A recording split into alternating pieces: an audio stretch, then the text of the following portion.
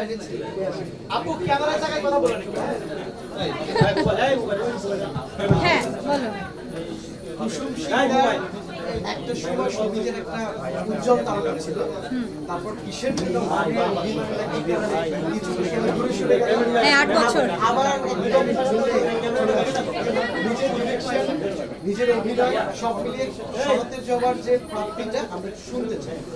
আলহামদুলিল্লাহ, প্রাপ্তি এখন পর্যন্ত ভালো। আপনাদের প্রচুর ভালোবাসা পাচ্ছি, আমার ভক্ত দর্শকদের ভালোবাসা পাচ্ছি। আসলে কাজ তো আমরা নিজেদের জন্য করি না যে নিজে ঘরে বসে দেখবো তা না, আপনাদের জন্যই করি, দর্শকদের জন্য করি।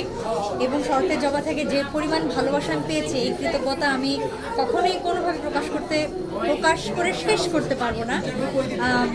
তো আলহামদুলিল্লাহ এখন পর্যন্ত খুব ভালো, এবং শরতের জগৎ জন্য এই পুরস্কারটি পেলাম পরিচালক হিসেবে প্রথমবার গ্লোবাল স্টার অ্যাওয়ার্ড।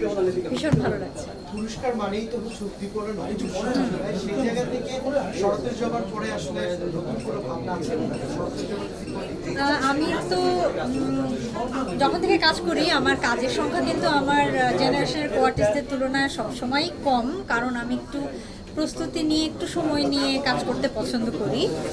সুতরাং এখনও আমি শরতের জবা নিয়েই আসলে বেশ কিছুটা ব্যস্ত আছি। যেমন ঢাকা ইন্টারন্যাশনাল ফিল্ম ফেস্টিভ্যালে প্যানোরামা সেকশনে শরতের জবা অফিসিয়ালি সিলেক্টেড হয়েছে। আজকেও একটা স্ক্রিনিং ছিল শিল্পকলায়, 2 দিন আগে স্ক্রিনিং ছিল আমাদের ন্যাশনাল মিউজিয়ামে। এগুলো নিয়েই আছি, শরতের জবা নিয়েই আছি।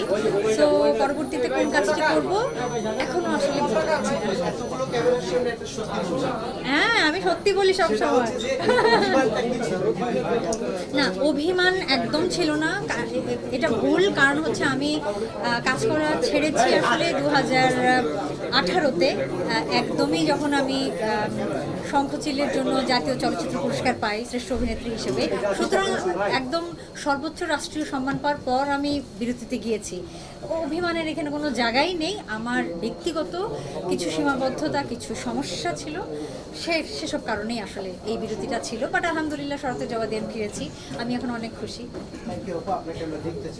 Thank you.